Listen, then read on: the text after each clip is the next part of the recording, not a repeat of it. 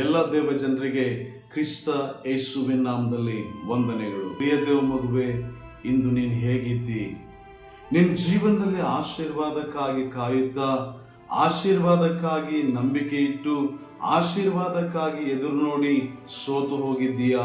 ನನ್ನ ಜೀವನದಲ್ಲಿ ಯಾವಾಗ ನಾನು ಆಶೀರ್ವಾದ ಪಡೆದುಕೊಳ್ತೇನೆ, ಯಾವಾಗ ನಾನು ಆಶೀರ್ವಾದವನ್ನು ಹೊಂದ್ಕೊಳ್ತೇನೆ ಎಂಬುದಾಗಿ ನೀನು ಒಂದು ವೇಳೆ ಕಳವಳಕ್ಕೆ ಒಳಗಾಗಿದ್ದೀಯಾ? ಒಂದು ವೇಳೆ ನಿಮ್ಮ ಜೀವನದಲ್ಲಿ ಇದು ದೊಡ್ಡ ಭಾರವಾಗಿ, ದೊಡ್ಡ ಚಿಂತೆಯಾಗಿ ಪರಿವರ್ತನೆ ಆಗಿದೆಯಾ? ನಾನು ಹೇಳುವಂತ ವಿಷಯವನ್ನು ಜಾಗ್ರತೆ ಕೇಳಿಸ್ಕೋ. 1 ಪೇತ್ರನು ಬರೆದ ಪತ್ರಿಕೆ 5ನೇ ಅಧ್ಯಾಯದ 6ನೇ ವಚನ ಹೀಗೆ ಹೇಳ್ತದೆ, ಹೀಗಿರಲಾಗಿ ದೇವರ ತ್ರಾಣವುಳ್ಳ ಹಸ್ತದ ಕೆಳಗೆ ನಿಮ್ಮನ್ನ ತಗ್ಗಿಸಿಕೊಳ್ಳ್ರಿ, ಆತನು ತಕ್ಕ ಕಾಲದಲ್ಲಿ ನಿಮ್ಮನ್ನ ಮೇಲೆತ್ತುವನು ಎಂಬುದಾಗಿ.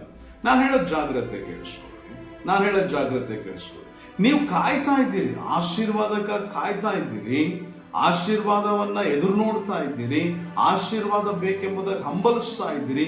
ಆದ್ರೆ ದೇವರೇನು ಹೇಳ್ತಾ ಇದ್ದಾರೆ, ಜಾಗ್ರತೆ ಕೇಳಿಸ್ಕೊಳ್ರಿ. ಅಲ್ಲಿ ವಾಕ್ಯ ಬರೆಯಲ್ಪಟ್ಟದೆ 1 ಪೇತ್ರ 5ನೇ ಅಧ್ಯಾಯದ 6ನೇ ವಚನ ಹೇಳ್ತದೆ, ತಕ್ಕ ಕಾಲದಲ್ಲಿ. ತಕ್ಕ ಅಂದ್ರೆ ಸರಿಯಾದ ಎಂಬುದಾಗಿ, ಕಾಲ ಅಂದ್ರೆ ಟೈಮ್ನಲ್ಲಿ, ಅಂದ್ರೆ ತಕ್ಕ ಕಾಲದಲ್ಲಿ ಅಂದ್ರೆ ಸರಿಯಾದ ಸಮಯದಲ್ಲಿ. ಅಂದ್ರೆ ನಿಮ್ಗೆ ಯಾವುದು ಸರಿಯಾದ ಸಮಯಕ್ಕೆ ಅದು ಬೇಕೋ ಆ ಸಮಯಕ್ಕೆ ದೇವ್ರು ಏನ್ ಮಾಡ್ತಾರಂತೆ, ಕೊಡ್ತಾರಂತೆ. ನಾನು ಹೇಳೋ ಜಾಗ್ರತೆ ಕೇಳಿಸ್ಕೊಳ್ರಿ. ನಮಗೆ ಸರಿಯಾದಂತ ಸಮಯಕ್ಕೆ ಆತನೇನ್ ಮಾಡ್ತಾನಂತೆ, ತನ್ನ ಆಶೀರ್ವಾದಗಳು ನಮಗೆ ಕೊಟ್ಟು ಮೇಲೆತ್ತುತ್ತೇನೆಂಬುದಾಗಿ ವಾಗ್ದಾನ ಮಾಡಿದ್ದಾರೆ. ಜಾಗ್ರತೆ ಕೇಳಿಸ್ಕೊಳ್ರಿ. ನಾವ್ ಎಲ್ಲಿ ತಗ್ಗಿಸ್ಕೊಳ್ಬೇಕೆಂಬುದಾಗಿ ವಾಕ್ಯ ಹೇಳ್ತದೆ, ದೇವರ ತ್ರಾಣವುಳ್ಳ ಹಸ್ತದ ಕೆಳಗೆ. ನಾನು ಹೇಳೋದು ಜಾಗ್ರತೆ. ಒಂದ್ಸಾರಿ ಅರಣ್ಯಕಾಂಡ ಪುಸ್ತಕ 11ನೇ ಅಧ್ಯಾಯದಲ್ಲಿ ಇಸ್ರಾಯೇಲ್ರು ಗುನ್ಗುಡ್ತಾರೆ. ಇಸ್ರಾಯೇಲ್ರು ನಮ್ಗೆ ಆಹಾರ ಬೇಕು, ಅದು ಬೇಕು, ಇದು ಬೇಕು ಎಂಬುದಾಗಿ ಗುನ್ಗುಟ್ಟಿದಾಗ ದೇವ್ರೇನ್ ಮಾಡ್ತಾರೆ, ನೀವು ಗುನ್ಗುಟ್ಟೋದು ಯಾಕೆ ಎಂಬುದಾಗಿ ಹೇಳಿ ಅವರಿಗೆ ದೇವರು ಮಾಂಸವನ್ನ ಕೊಡ್ತೀನಿ ಎಂಬುದಾಗಿ ವಾಗ್ದಾನ ಮಾಡಿದಾಗ ಮೋಶೆ ಹೇಳ್ತಾನೆ, ಇವರಿಗೆ ನೀನು ಮಾಂಸ ಕೊಡ್ತೀನಿ ಅಂತ ಹೇಳಿದ್ದೆಲ್ಲ ಎಲ್ಲಿಂದ ತರಬೇಕು ಎಂಬುದಾಗಿ ಕೇಳಿದಾಗ ದೇವರು ಹೇಳ್ತಾರೆ, ಮೋಶೆ, ದೇವರ ಕೈಯನ್ನು ಮೋಟಗೈ ಅಂತ ತಿಳ್ಕೊಂಡಿದ್ಯೋ, ಈ ಕೈಯಿಂದ ಆಗ್ತದೋ ಆಗಲ್ಲ ನೀನು ನೋಡ್ತೀಯ ಎಂಬುದಾಗಿ ದೇವರು ಹೇಳ್ತಾರೆ. ದೇವರ ತ್ರಾಣವುಳ್ಳ ಹಸ್ತ ಅವರಿಗೆಲ್ಲವನ್ನು ಕೊಟ್ಬಿಡ್ತದೆ. ಹಾಗೆ ಬೈಬಲ್ ವಾಕ್ಯ ಹೇಳ್ತದೆ, ದೇವರ ಬಲಗೈ, ದೇವರ ಭುಜ ಪರಾಕ್ರಮ ಐಗುಪ್ತರನ್ನ ಹೊಡಿತು ಎಂಬುದಾಗಿ ನಾವು ನೋಡ್ತೇವೆ. ದೇವರ ತ್ರಾಣ ಅಂದ್ರೆ ಜೀವವುಳ್ಳ ಹಸ್ತದ ಕೆಳಗೆ ನಾವು ತಗ್ಗಿಸ್ಕೊಳ್ಬೇಕಂತೆ. ಅಂದ್ರೆ ಆ ಕೈಗೆ ಜೀವ ಇದೆ. ನೀವು ಯಾವ ಕೈ ಕೆಳಗೆ ತಗ್ಗಿಸ್ಕೊಳ್ತೀರೋ ಆ ಕೈಗೆ ಜೀವ ಇದೆ ಅಂತ. ಅದು ನಿಮಗೆ ನಡೆಸಲಿಕ್ಕೆ ಸಾಮರ್ಥ್ಯ ಇದೆ, ಅದು ನಿಮ್ಮನ್ನ ಪೋಷಿಸ್ಲಿಕ್ಕೆ ಸಾಮರ್ಥ್ಯ ಇದೆ. ಆ ತ್ರಾಣವುಳ್ಳ ಹಸ್ತಕ್ಕೆ ನಿಮ್ಮ ನಡೆಸಲಿಕ್ಕೆ ಸಾಮರ್ಥ್ಯ ಇದೆ, ಪೋಷಿಸ್ಲಿಕ್ಕೆ ಸಾಮರ್ಥ್ಯ ಇದೆ, ಎಲ್ಲವನ್ನು ಮಾಡ್ಲಿಕ್ಕೆ ಸಾಮರ್ಥ್ಯ ಇದೆ. ಯಾಕಂದ್ರೆ ಅದು ಸರ್ವಶಕ್ತನ ಹಸ್ತವಾಗಿದೆ. ಹಾಗಾಗಿ ಯಾವಾಗ ನನ್ನ ಜೀವನದಲ್ಲಿ ಅದು ಸಿಗ್ತದೆ ಎಂಬುದಾಗಿ ನೀವು ಬಹಳಷ್ಟು ಸಾರಿ ಕೊರಗ್ತಾ ಇರ್ಬೋದು, ಗೊಂದಲ ಇರ್ಬೋದು. ನಿಮಗೆ ತಕ್ಕ ಸಮಯದಲ್ಲಿ ದೇವರು ಕೊಡ್ತಾರೆ. ಜಾಗ್ರತೆ ಕೇಳಿಸ್ಕೊಳ್ರಿ. ನನಗೆ ಅವಾಗ ಯಾಕೆ ಬೇಕು, ಇವಾಗ ಬೇಕು ಎಂಬುದನ್ನು ನಾವು ಅಂದ್ಕೊಳ್ತೇವೆ. ನನಗೆ ಮುಂದೆ ಬಂದ್ರೆ ನಾನು ಏನ್ ಮಾಡ್ಲಿ, ನನ್ಗೆ ಈಗ ಬೇಕು ಎಂಬುದಾಗಿ ನಾವು ಹೇಳ್ತೇವೆ. ಕೇಳಿಸ್ಕೊಳ್ರಿ, ಈಗ ಬೇಕು ಅನ್ನುವಂಥದ್ದು ನಮ್ಮ ಅಗತ್ಯತೆ ಅಲ್ಲ. ನಮ್ಮೊಳಗಿರುವಂತ ಭಯ ಆಗಿರ್ತದೆ, ನಮ್ಮೊಳಗಿರುವಂತ ದುರಾಸೆ ಆಗಿರ್ತದೆ, ನಮ್ಮೊಳಗಿರುವಂತ ಸಂಗತಿಗಳಾಗಿರ್ತದೆ. ಕೆಲವು ಟೈಮು ನಮ್ಮ ಒತ್ತಡಗಳು ಈಗಲೇ ಆಶೀರ್ವಾದ ಬೇಕು ಎಂಬುದಾಗಿ ಬಯಸ್ತಾರೆ. ಆದ್ರೆ ದೇವರ ಚಿತ್ತ ಅಲ್ಲಿ ಕೊಡ್ಬೇಕಂತ ಇರೋದಿಲ್ಲ. ನಿಮ್ಮ ಒತ್ತಡಗಳಲ್ಲಿ, ನಿಮ್ಮ ಹೋರಾಟಗಳಲ್ಲಿ, ನಿಮ್ಮ ಕಣ್ಣೀರಿನಲ್ಲಿ ಆ ಹಸ್ತ ನಿಮ್ಮನ್ನು ನಡೆಸಬೇಕೆಂಬುದಾಗಿ ಬಯಸ್ತದೆ. ನಾನು ಜಾಗ್ರತೆ ಕೇಳಿಸ್ಕೊಳ್ರಿ. ನಿಮ್ಮ ಕಣ್ಣೀರು, ನಿಮ್ಮ ಹೋರಾಟ, ನಿಮ್ಮ ಸಂಕಟಗಳಲ್ಲಿ ಆ ತ್ರಾಣವುಳ್ಳ ಹಸ್ತ ನಿಮ್ಮನ್ನು ನಡೆಸಬೇಕೆಂಬುದಾಗಿ ಬಯಸದ ಹೊರತು ಅಲ್ಲಿ ನಿಮ್ಮನ್ನ ಎತ್ತಬೇಕೆಂಬುದಾಗಿ ಬಯಸೋದಿಲ್ಲ. ಯಾಕಂದ್ರೆ ಆ ಹೋರಾಟ, ಇದರಲ್ಲಿ ದೇವರ ನಡೆಸುವಿಕೆ ನಿಮಗೆ ಬೇಕು. ಆ ತ್ರಾಣವುಳ್ಳ ಹಸ್ತ ನಿಮ್ಮನ್ನ ಆವರಿಸಿಕೊಳ್ಳೋದು ಬೇಕು. ಆ ತ್ರಾಣವುಳ್ಳ ಹಸ್ತ ನಿಮ್ಮನ್ನ ಕೈಯಲ್ಲಿ ಇಟ್ಕೊಳ್ಳೋದು ಬೇಕು. ನಿಮಗೆ ತಕ್ಕ ಸಮಯ ಬಂದಾಗ ಆತನು ನಿಮ್ಮನ್ನ ಮೇಲೆತ್ತೋದಕ್ಕೆ ತನ್ನ ಆಶೀರ್ವಾದಗಳನ್ನ ಕೊಟ್ಟು ಬಿಡ್ತಾನೆ. ಹಾಗಾಗಿ ಪ್ರಿಯ ದೇವ ಮಗುವೆ, ಯಾವಾಗ ನನಗೆ ಕೊಡ್ತಾನೆ ಎಂಬುದಾಗಿ ನೀನು ಆಲೋಚಿಸುವುದಾದ್ರೆ ನಾನು ಹೇಳೋ ಜಾಗ್ರತೆ ಕೇಳಿಸ್ಕೋ. ಆ ಆಶೀರ್ವಾದದ ಕ್ಷಣಕ್ಕಾಗಿ ಕಾಯಿ ಪ್ರಿಯ ದೇವ ಮಗುವೆ. ಆ ಆಶೀರ್ವಾದ ಕ್ಷಣಕ್ಕಾಗಿ ಸಿದ್ಧವಾಗಿರು ಪ್ರಿಯ ದೇವ ಮಗುವೆ. ಆ ಆಶೀರ್ವಾದದ ಕ್ಷಣದಲ್ಲಿ ಆಶೀರ್ವಾದವನ್ನ ಹೊಂದಿಕೋ ಪ್ರಿಯ ದೇವ ಮಗುವೆ. ನಾನು ಹೇಳೋ ಜಾಗ್ರತೆ ಕೇಳಿಸ್ಕೊಳ್ರಿ. ಇವತ್ತು ಬಹಳಷ್ಟು ಜನ ವಿಶ್ವಾಸಿಗಳು ದೇವರ ಮೇಲೆ ನಂಬಿಕೆ ಇಡ್ತಾರೆ, ಬಹಳಷ್ಟು ವಿಶ್ವಾಸಿಗಳು ಪ್ರಾರ್ಥನೆ ಮಾಡ್ತಾರೆ, ಬಹಳಷ್ಟು ವಿಶ್ವಾಸಿಗಳು ತಮಗೆ ಬೇಕಾದ ವಿಷಯಗಳಿಗೋಸ್ಕರವಾಗಿ ಹೋರಾಟ ಮಾಡ್ತಾರೆ. ಎಲ್ಲಿ ತನಕ ಮಾಡ್ತಾರೆ? 99.9% ಅವ್ರು ಫೈಟ್ ಮಾಡ್ತಾರೆ. ಲಾಸ್ಟ್ 1% ಅವರು ಫೇಲ್ ಆಗ್ಬಿಡ್ತಾರೆ.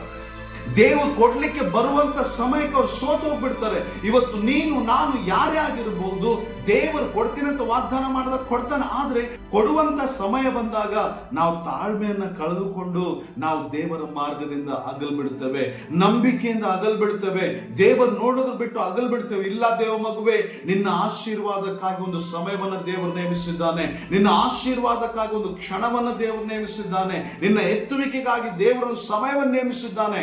ನೀನು ಬೇಡ ಅಂದ್ರೂ ಸಹ ಸಮಯ ನಿನಗೆ ಬರ್ತದೆ, ನೀನು ಬೇಡ ಅಂದ್ರೂ ಸಹ ಕ್ಷಣ ನಿನಗೆ ಬರ್ತದೆ. ಯಾಕಂದ್ರೆ ದೇವರು ನಿನ್ನ ಎತ್ತುವಿಕೆಗಾಗಿ, ದೇವರು ನಿನ್ನ ಆಶೀರ್ವಾದಕ್ಕಾಗಿ ಒಂದು ಸಮಯವನ್ನು ನೇಮಿಸಿದ್ದಾನೆ. ಮೇ ಬಿ ಇವತ್ತು ಲೇಟ್ ಆಯ್ತು, ಸಮಯ ತಡವಾಯ್ತು ಅಂತ ನೀನು ಬಿಟ್ಟು ಹೋಗ್ಬೋದು. ಆದ್ರೆ ನಿನಗೆ ನೇಮಿಸಿದ ಸಮಯ ನಿನ್ನ ಬಿಟ್ಟು ಹೋಗ್ಲಿಕ್ಕೆ ಸಾಧ್ಯತೆ ಇಲ್ಲ. ಪ್ರಿಯ ದೇವ ಮಗುವೆ, ಜಾಗ್ರತೆ ಕೇಳಿಸ್ಕೊ. ನಿನ್ನ ಕರ್ತನು ನಿನಗೊಂದು ಸಮಯವನ್ನು ನೇಮಿಸಿದ್ದಾನೆ, ನಿನ್ನ ಕರ್ತನು ನಿನಗೊಂದು ಸಮಯವನ್ನು ನೇಮಿಸಿದ್ದಾನೆ. ನೀನು ಆಶೀರ್ವಾದ ಬೇಕೆಂಬುದಾಗಿ ಎದುರು ನೋಡ್ತಾ ಇದೆಯಾ? ಇಂಥ ಸಮಯದಲ್ಲಿ ನಿನಗೆ ಆಶೀರ್ವಾದ ಬೇಕು ಅಂತ ಹೇಳಿ ದೇವರು ಆಲ್ರೆಡಿ ನೇಮಿಸ್ಬಿಟ್ಟಿದ್ದಾರೆ. ಇಂಥ ಸಮಯದಲ್ಲಿ ನಿನಗೆ ಆಶೀರ್ವಾದ ಬೇಕಂತ ಹೇಳಿ ದೇವರು ಅದನ್ನು ನೇಮಿಸ್ಬಿಟ್ಟಿದ್ದಾರೆ. ಹಾಗಾಗಿ ಸೋತು ಹೋಗ್ಬೇಡ. ಅಯ್ಯೋ ನನ್ನ ಕಷ್ಟ, ಅಯ್ಯೋ ನನ್ನ ಕಣ್ಣೀರು, ಅಯ್ಯೋ ನನ್ನ ವೇದನೆ, ಇದು ಸಹಿಸ್ಕೊಳ್ಳಿಕ್ ಆಗ್ತಾ ಇಲ್ಲ ಅಂತ ಹೇಳಿ ಆ ದೇವರಿಂದ ಆಶೀರ್ವಾದವನ್ನ ಎದುರು ನೋಡೋದನ್ನ ಬಿಟ್ಟು, ಆ ದೇವರ ಮೇಲೆ ನಂಬಿಕೆ ಇಡೋದನ್ನ ಬಿಟ್ಟು ಓಡಿ ಹೋಗ್ಬೇಡ. ನಿನಗಾಗಿ ದೇವರು ಆಶೀರ್ವಾದದ ಸಮಯವನ್ನು ನೇಮಿಸಿದ್ದಾನೆ. ನಿನ್ನ ಜೀವನದಲ್ಲಿ ದುಃಖದ ಸಮಯ ನೋಡಿರ್ಬೋದು, ನಿನ್ನ ಜೀವನದಲ್ಲಿ ಹೋರಾಟದ ಸಮಯ ನೋಡಿರ್ಬೋದು, ನಿನ್ನ ಜೀವನದಲ್ಲಿ ರೋಗದ ಸಮಯ ನೋಡಿರ್ಬೋದು, ನಿನ್ನ ಜೀವನದಲ್ಲಿ ಸಾಲದ ಸಮಯ ನೋಡಿರ್ಬೋದು, ನಿನ್ನ ಜೀವನದಲ್ಲಿ ಕೈ ಬಿಟ್ಟು ಹೋದಂತ ಸಮಯ ನೋಡಿರ್ಬೋದು, ನಿನ್ನ ಜೀವನದಲ್ಲಿ ಸೋಲಿನ ಸಮಯ ನೋಡಿರ್ಬೋದು, ನಿನ್ನ ಜೀವನದಲ್ಲಿ ಆಶೀರ್ವಾದ ಸಮಯ ನೋಡ್ಲಿಕ್ಕೆ ಹೋಗ್ಲಿಕ್ಕಿದ್ದಿ. ನೀನು ನಿನ್ನ ಜೀವನದಲ್ಲಿ ಆಶೀರ್ವಾದ ಸಮಯವನ್ನ ನೋಡ್ಲಿಕ್ಕೆ ನೀನು ಹೋಗ್ಲಿಕ್ಕಿದ್ದಿ. ನೀನು ಇದನ್ನು ಮಾತ್ರ ಮರಿಬೇಡ.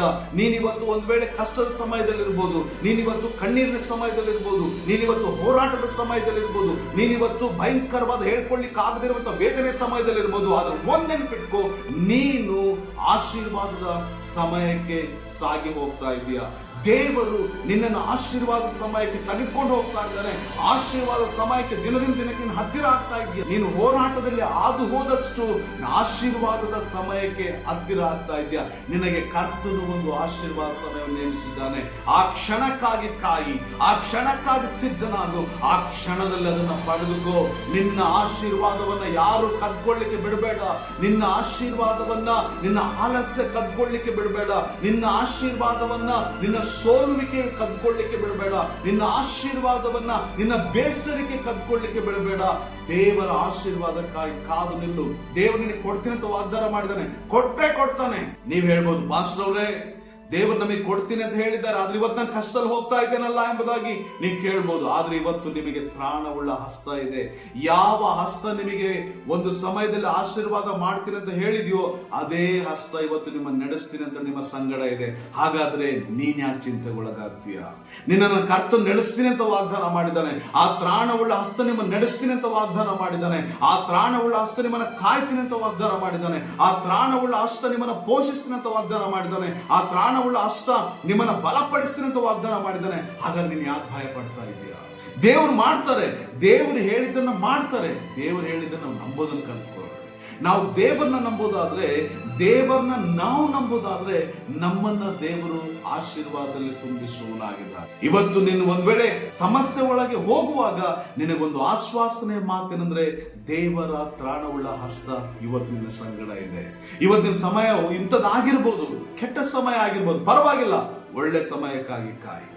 ಇವತ್ತು ಕಣ್ಣೀರಿನ ಸಮಯ ಆಗಿರ್ಬೋದು, ಪರವಾಗಿಲ್ಲ, ನೀನು ಕಣ್ಣೀರನ್ನು ಒರೆಸುವಂತ ಸಮಯಕ್ಕಾಗಿ ಕಾಯಿ. ಇವತ್ತು ಆಶೀರ್ವಾದ ಇಲ್ಲದಿರುವಂತ ಸಮಯ ಆಗಿರ್ಬೋದು, ಪರವಾಗಿಲ್ಲ, ಆಶೀರ್ವಾದ ತುಂಬಲ್ಪಡುವಂತ ಸಮಯಕ್ಕಾಗಿ ಕಾಯಿ. ಸಿದ್ಧನಾಗು, ತಾಳ್ಮೆಯನ್ನು ಕಳೆದುಕೊಳ್ಬೇಡ. ತಾಳ್ಮೆ ಇರಲಿ, ಏನೂ ಆಗೋದಿಲ್ಲ. ದೇವರ ತ್ರಾಣವುಳ್ಳ ಹಸ್ತ ಇದೆ. ಆಕಾಶ ನಿನ್ ಮೇಲೆ ಬಂದು ಬೀಳಲಿ, ದೇವರ ತ್ರಾಣವುಳ್ಳ ಹಸ್ತ ಇದೆ. ಇಡೀ ಲೋಕ ನಿನಗೆ ಎದುರಾಗ್ಲಿ, ದೇವರ ತ್ರಾಣವುಳ್ಳ ಹಸ್ತ ನಿನಗಿದೆ. ಎಲ್ಲಾ ಸೋಲುಗಳು ನಿನಗೆ ಬಂದು ಬೀಳಲಿ, ಪರವಾಗಿಲ್ಲ, ದೇವರ ತ್ರಾಣವುಳ್ಳ ಹಸ್ತ ನಿನಗಿದೆ. ದೇವರ ತ್ರಾಣವುಳ್ಳ ಹಸ್ತ ನಿನಗಿದೆ. ಈ ಕೆಟ್ಟ ಸಮಯ ಒಳ್ಳೆ ಸಮಯವಾಗಿ ಬೇಗನೆ ಬದಲಾಗ್ಲಿಕ್ಕಿದೆ. ಯಾಕೆ?